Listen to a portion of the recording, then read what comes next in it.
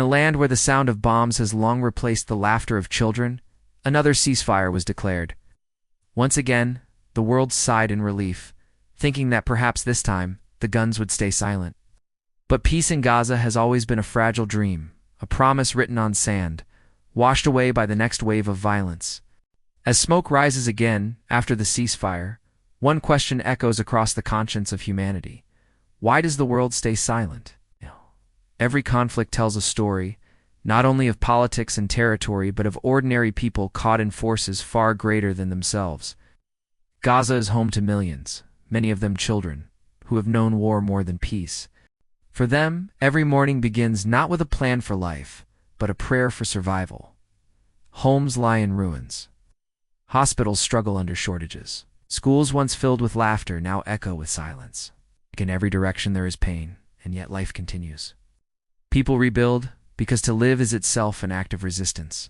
Israel too lives in fear of rockets, fear of attacks, and fear of a never-ending circle of vengeance. No side truly wins when humanity loses, but when the death toll rises disproportionately and thousands of civilians pay the price, the world's moral compass begins to falter. The ceasefire was meant to stop the bloodshed, to give families time to breathe, to bury their dead, and to hope again. Yet only days later, reports spoke of renewed strikes, of tension at borders, of broken promises. Why does every truce feel like an intermission between tragedies? Because ceasefires, in their current form, rarely address the roots of the conflict. They stop the fire, but not the spark.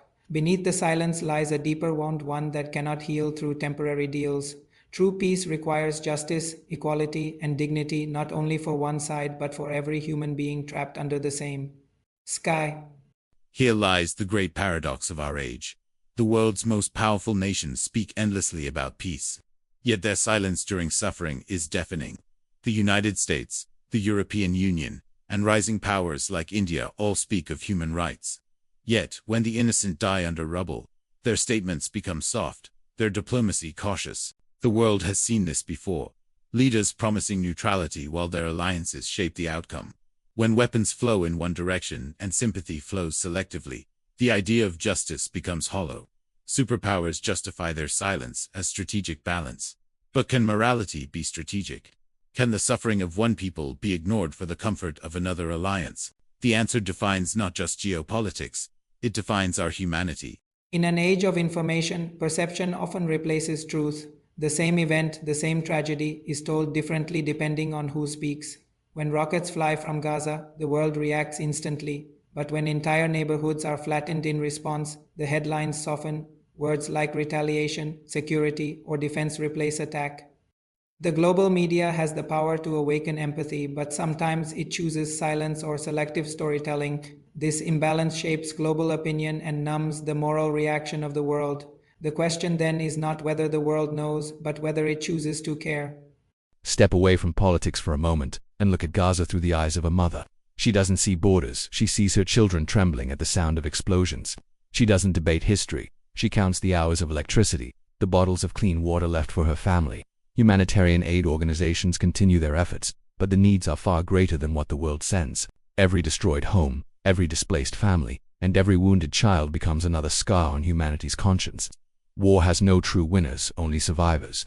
Yet in this endless cycle we forget that survival should not be the highest ambition of a people. They deserve life full, free and secure. So why are global powers silent? The answer lies in layers: politics, economy, fear, and hypocrisy. For some nations, alliances are too valuable to risk for morality. For others, silence is a strategy, a way to avoid taking sides in a complex conflict. And for some, the suffering of distant people is simply not a priority in a world of self-interest. The silence of power is not just about words. It is about what the world chooses not to see. Every unspoken condemnation, every delayed humanitarian vote, every veto in the United Nations, these are not neutral acts. They shape reality. They prolong injustice. The same world that unites against crises elsewhere often hesitates when it comes to Gaza, not because it lacks compassion, but because compassion here demands courage. And yet, amid the rubble, hope still breathes. Every act of kindness, every rescued child, every shared piece of bread between neighbors. These are quiet rebellions against despair.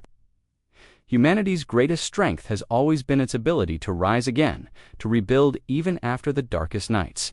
In Gaza, in Israel, and across the world, people yearn for the same thing: a life of peace, dignity, and security. The task now is not to choose sides, but to choose humanity, to demand that leaders look beyond politics and see faces instead of flags. Because the true measure of civilization is not in power, but in compassion.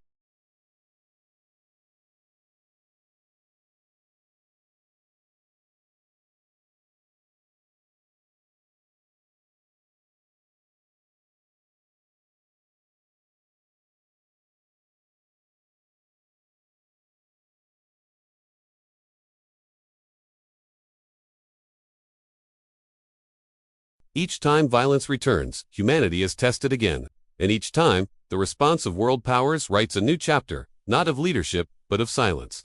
The lesson of our time is simple, yet profound. Peace cannot be imposed by force. Justice cannot be delayed by diplomacy. And silence, in the face of suffering, is not neutrality, it is participation. The world cannot claim moral leadership while turning its gaze away from Gaza's tears. True leadership demands empathy, not only for those who share our borders or beliefs, but for every human who bleeds the same. The children of Gaza and Israel do not start wars, they inherit them, and it is our generation's moral duty to ensure they do not inherit another.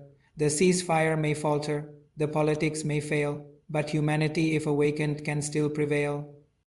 The question that remains for every world leader, every citizen, and every viewer watching this is simple yet haunting. How many more times will peace be promised, only to be broken again?